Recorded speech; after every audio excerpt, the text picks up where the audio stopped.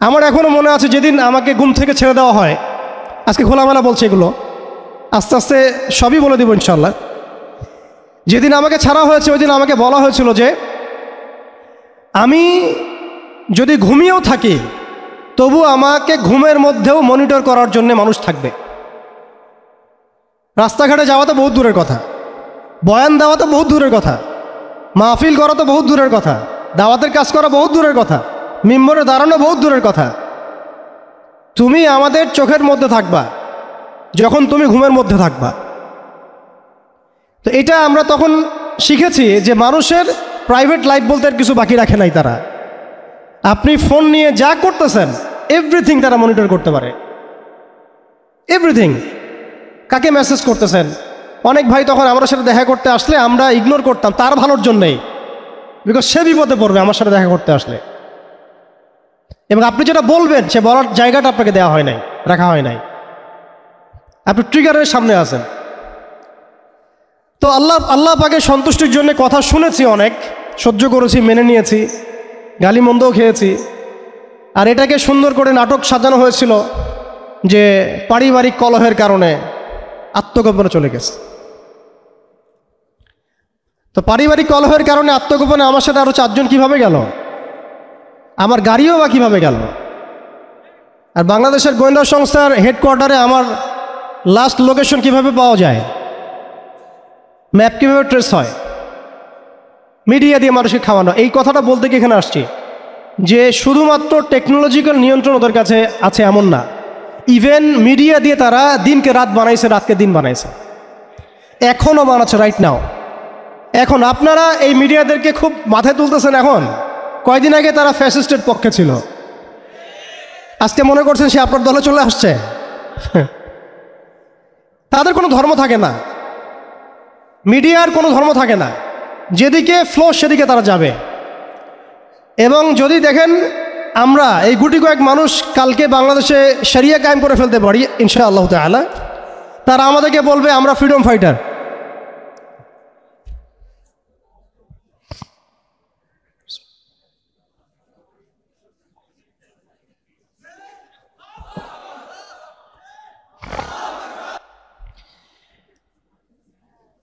শুনতে পাচ্ছেন কথা? বিসমিল্লাহি আউয়ালাহু ওয়া আখিরাহ। আমি বলছিলাম যে আপনি আপনার বিশ্বাসের জায়গাটাকে এতটা নরম করবেন না, এতটা সস্তা করবেন না। কারণ কাফেরদেরকে, ফাসেকদেরকে, জালেমদেরকে, মুশরিকদেরকে, মুনাফিকদেরকে এবং এই চলমান এই মিডিয়ার সিস্টেমগুলোকে, তাগুতি সিস্টেমগুলোকে এত সহজে বিশ্বাস করতে নাই। তারা দিনকে রাত বানাতে পারে, রাতকে দিন বানাতে পারে। আজকে আপনাকে জঙ্গি বলতে পারে, কালকে আপনাকে ফ্রিডম ফাইটার বলতে পারে। আজকে যদি দেখে এইসব ওয়ার্ডগুলো এই সিস্টেমের এগেনস্টে যাচ্ছে, তখন আমাদেরকে তারা ট্রেস্ট করবে তারা উগ্র, তারা মৌলবাদী, তারা জঙ্গিবাদী কর্মকাণ্ড করতেছেন, আউযুবিল্লাহি মিন যালিক। ঠিক আছে, কিন্তু যদি দেখা যায় কালকে তারাই আবার বিজয়ী হয়ে গেছে, তখন তাদেরকে আবার তারা হাইলাইট করবে এবং তাদের পেজগুলো, নিউজ কাভারেজগুলো ভরে যাবে। অতএব মূল জায়গায় থাকেন, তাদেরকে দিয়ে কিছু যায় আসে না। ইসলামের আহলুন নিফাকদেরকে দিয়ে কিছু যায় আসে না। আমি একটা পয়েন্ট টাচ করতে গিয়ে জায়গায় এসেছি যে দেখেন আমাদের ওই উম্মার ওই গৌরবান্বিত সময়টাকে স্মরণ করেন, আমরা কোথায় ছিলাম এবং এখন কোথায় আছি। মাঝখানের এই রাস্তাটাতে ওরা আমাদেরকে কিভাবে ডমিনেট করলো, কোন কোন জায়গায় তারা আমাদেরকে মারলো। তারা কিন্তু আমাদেরকে ভাতে মারলো, অর্থনীতির মধ্যে মারলো, রাজনীতির মধ্যে মারলো, সংস্কৃতির মধ্যে মারলো, তরুণ প্রজন্মের মধ্যে মারলো। তারা আমাদেরকে কিন্তু বেপরদামি দিয়ে মারলো, পর্নোগ্রাফি দিয়ে মারলো, মিডিয়া দিয়ে মারলো, প্রযুক্তি দিয়ে মারলো। প্রযুক্তির কথাটা না বললেই না, সিস্টেম এমনভাবে তারা আপডেটেড করেছে যে একটা জায়গায় সামরিক অভিযানের প্রয়োজন নাই তাদের। এখন এআই টেকনোলজি দিয়ে তারা ঘরে বসে কিবোর্ডের ক্লিকের মধ্য দিয়ে আমাকে এখানে শ্যুট করতে পারে। এখন রাইট নাও আমরা কিছু করতে পারবো না এবং আমাদের কোনো প্রতিরক্ষা ব্যবস্থা নাই। আপনি কোথায় বসে আছেন ওইখানে আপনাকে শ্যুট করা সম্ভব। প্রযুক্তি এমন জায়গায় নিয়ে গেছে তারা। আপনি মুসলিম কান্ট্রিগুলোর অবস্থা দেখেন। আমরা বাংলার জমিনে দিন কায়েমের কথা বলছি, বাংলার জমিনের ল্যাকিংসগুলো আপনি ফাইন্ড আউট করেন। আমাদের কি আকাশ নিরাপদ? সমুদ্র কি নিরাপদ? আমাদের কি মিসাইল আছে? ক্ষেপণাস্ত্র ব্যবস্থা আছে? আকাশ প্রতিরক্ষা ব্যবস্থা আছে? আমাদের কি এরকম প্রযুক্তি আছে? আমাদের কি ইমানদার এমন মিলিটারি বাহিনী আছে কিনা? অনেক বিষয় আছে যেগুলো নিয়ে আমাদেরকে ভাবতে হবে। নাই, এটা হতাশার কোনো কারণ না। এবং আমাদের সব কিছুই লাগবে, জরুরিও না, এটাও মাথা দিচ্ছি। নাই, অনেক কিছুই নাই, এটা হতাশার কোনো ব্যাপার না। এবং অনেক কিছু যে নাই, এটা আমাদের ভীরুতারও কোনো সুযোগ এখানে রাখার দরকার নাই। নাই, ঠিক আছে, যতটা সম্ভব আমরা অর্জন করার চেষ্টা করবো ইনশাল্লাহ। কিন্তু যদি নাও হয় 100%, তবুও আমাদের ভয় পাওয়ার কোনো কারণ নাই। কারণ আমাদের সাহায্য আসবে আল্লাহর পক্ষ থেকে, আমাদের সাহায্য আসবে আল্লাহর পক্ষ থেকে ইনশাআল্লাহ। এবং আপনারা এই আয়াতটা জানেন যে কাম মিন ফিআতিন কালিলাতিন গালাবাত ফিআতান কাসীরাতান বিইذনিল্লাহ। কত ক্ষুদ্র ক্ষুদ্র দল এই পৃথিবী থেকে চলে গেছে, যারা বড় বড় দলের উপর বিজয় লাভ করেছিল আল্লাহর সাহায্য নিয়ে। অতএব এটা আমি বলছি যাতে আমরা একটা যুগের সাথে তাল মেলাতে পারি, অন্ততপক্ষে কিছু প্রস্তুতি আমাদের থাকা তো দরকার। ব্যাপারটা তো এমন নয় যে আমরা গেলাম, জায়নামাজে দাঁড়ালাম, দোয়া করলাম, যুদ্ধে জয়লাভ করলাম। এভাবে কিন্তু যুদ্ধ জয় হয় নাই।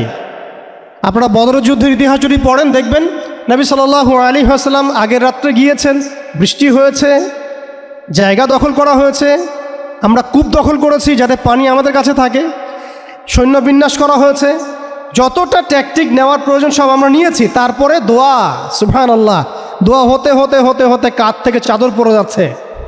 আবু বকর রাদিয়াল্লাহু আনহু এসে বলছেন যে ইয়া রাসূলুল্লাহ, যথেষ্ট হয়েছে, আপনি থামেন, আল্লাহ আপনার সাথে আছেন, আল্লাহ আপনার দোয়া ফেলবেন না ইনশাআল্লাহ। এরপরে দেখলেন 313 নিয়ে আমরা ওদেরকে হারালাম। সব কিছুর প্রয়োজন আছে।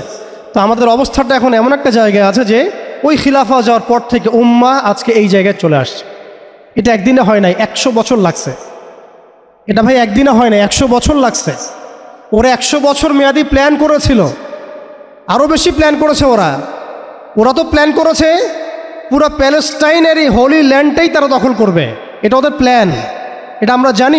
প্ল্যান এইটা ইরাকের ইউফ্রেটিস নদী থেকে একেবারে মিশরের নীল নদ পর্যন্ত ওরা দখল করতে চায়। ওরা শুধু গাজ্জা চায় না, ওরা পুরো হোলি ল্যান্ডটাই চায়। এবং এই জায়গা থেকে তারা মসিহুদ দাজ্জালের শাসন কায়েম করতে চায়। দাজ্জাল কি আসলে? সে তো একটা ব্যক্তি হবে, কিন্তু দেখেন ওর সিস্টেম কিন্তু অলরেডি ডেভেলপ করে ফেলছে। সে কি প্রত্যেকটা জায়গায় পায়ে হেঁটে হেঁটে গিয়ে শাসন করবে? আপনাদের তাই মনে হয়? সে প্রত্যেকটা জায়গায় তার এজেন্টদেরকে বসাবে, এটাই বাস্তব। উমর রাদিয়াল্লাহু আনহু মদিনা থেকে পুরো বিশ্ব শাসন করেছেন, তিনি কি প্রত্যেকটা জায়গায় পায়ে হেঁটে হেঁটে গিয়েছেন? এটা কি পসিবল? ইসলামের প্রতিনিধি ছিল, সাহাবায়ে কেরাম বিভিন্ন জায়গায় ছিলেন তার পক্ষ থেকে। মসিহুদ দাজ্জাল অনেকটা সেম কাজ করতে পারে। দেখুন, খেয়াল করে সে তার অনুসারীদেরকে সব জায়গায় বসিয়ে দিয়েছে, সবাই তার ভাষায় কথা বলছে। বিবিসি, CNN তারা যে ভাষাগুলো চয়ন করে সেই ভাষায় আমাদের রিপোর্ট করা হয়। ওরা যে মিডিয়াগুলো, FBI, ওরা যে রিপোর্টগুলো প্রদান করে, ওই রিপোর্টের আলোকে আমাদের এখানে প্রশাসনিক বাহিনী কাজ করে। তারা যেভাবে ফাংশন করে সেইভাবে কাজ করা হয়। পুরো বিশ্বটা যেন একটা সিস্টেমের মধ্যে নিয়ে আসা হয়েছে। এটাই হচ্ছে একটা দাজ্জালি ওয়ার্ল্ড অর্ডার। এই ওয়ার্ল্ড অর্ডারটাই তারা ফাংশন করেছিল আমাদের খেলাফতটাকে অ্যাবলিশ করার পরে। এই কারণে আমাদের এখানে প্রশ্ন উঠতেছে যে উম্মার পুনর্গঠন কেন দরকার, কিভাবে সম্ভব? আগে আমাদেরকে বুঝতে হবে যে কোন জায়গায় আমরা চলে আসছি, কোন জায়গা থেকে। এখন কি আমাদের ঈর্ষা হচ্ছে না যে আমরা কোন জায়গায় ছিলাম? এখন কি আমাদের খারাপ লাগছে না যে আমরা আসলে কোন জায়গায় ছিলাম, আজকে কোন জায়গায় আছি? আমরা কি বুঝতে পারছি আমরা কোন জায়গায় আসছি? আর স্মরণ করেন সেই সময়ের কথা যখন একটা মুসলিম যুবতীর উপর চোখ তুলে তাকানোর অধিকার কারো ছিল না, এ ক্ষমতা কারো ছিল না। চোখ তুলে ফেলতাম একেবারে আমরা। ঘরের ভিতরে যদি বাহির থেকে কেউ তাকাতো অন্যায়ভাবে, চোখ উপড়ায় ফেলতাম আমরা।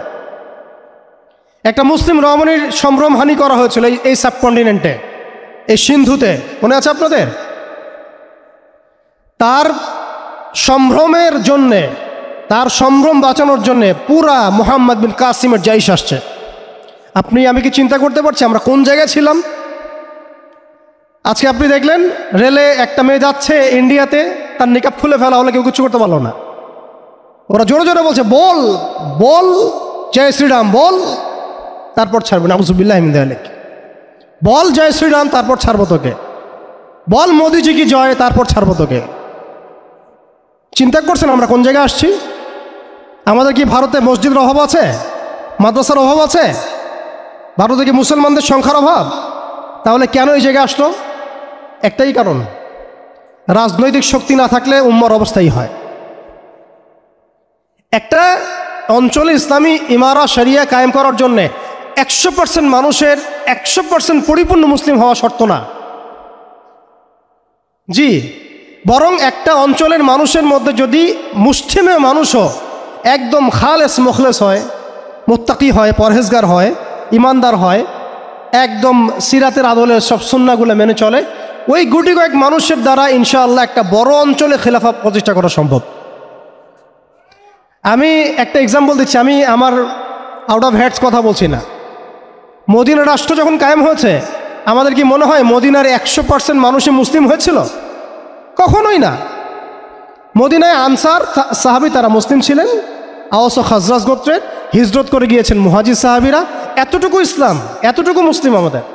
বাকি বহু অংশ মোনাফেক, আব্দুল্লাহ বিন উবাইর অনুসারী, আর বড় বড় 3টা গোত্র আছে ইহুদিদের, বনু কোরাইজার, বনু কাইনুকার, বনু নাজিরের, খায়বার ইহুদিরা আছে, পত্তলিকরা আছে, কিছু নাসারাও আছে আশেপাশে। তারপরেও সেখানে ইসলামী রাষ্ট্র কায়েম হয়েছে। এই শর্তটা যারা জুড়ে দিচ্ছেন এটাও ঠিক হচ্ছে না, যে একদম 100% মানুষের ইসলাম না হওয়া পর্যন্ত আমাদের এখানে ইসলামী শরিয়া কায়েম করা যাবে না, এই কনসেপ্ট ঠিক না। বরং আপনি দেখেন, একটু খেয়াল করে দেখেন, একটা এক্সাম্পল দেই, জুলাই অভ্যুত্থান, ঠিক আছে? এই সময়ে মাঠে ময়দানে ছিল সব মিলায় ধরেন 20% মানুষ এই বাংলাদেশের, বাকি 80% মানুষ ঘরেই ছিল, আজও ঘরে আছে, শরিয়া কায়েম হলেও ঘরেই থাকবে। আপনি খেয়াল করে দেখেন, তাদের কিছু যায় আসে নাই, তারা যেভাবে ছিল সেভাবে আছে। আগে ছিল একটা শাসন, তাদের কাছে মনে হচ্ছে এখন আরেকটা শাসন আসবে। তাদের চিন্তায় তো এতটুকু, চিন্তার লিমিটেশন এতটুকুই, একজন গেছে আরেকজন আসবে, এক তাগুত গেছে আর এক তাগুত আসবে, মদের বোতল চেঞ্জ হবে, মদ সেম থাকবে। আমি এই পয়েন্টটাতে একটু সময় নিয়ে নিলাম। দেখেন ভারতের অবস্থাটা আমাদেরকে খুব পীড়া দিচ্ছে। ভারতের অবস্থা আমাদেরকে অনেক পীড়া দিচ্ছে না? এটা দেওয়ার পরেও কিন্তু আপনি আমি কিছু করতে পারছি না। এটা যদি আল্লাহ না করুক, আল্লাহ না করুক, যদি এটা বাংলাদেশে হয়, আল্লাহ না করুক এটা যদি বাংলাদেশে হয়, তখন আপনার ফতোয়া কি হবে, আমাদের ফতোয়া কি হবে, এটা আমাদের এখন স্পষ্ট করা উচিত। এবং যেটার আশঙ্কা আমরা করি সেটার প্রিপারেশন কেন আমরা নিব না? যেটার আশঙ্কা আমরা করি বা যেটা আমরা বুঝতে পারছি এটা হতেই পারে, অসম্ভব কিছু না, তাহলে তার প্রিপারেশন আমরা কেন রাখবো না? এটা আমার প্রশ্ন আর কি।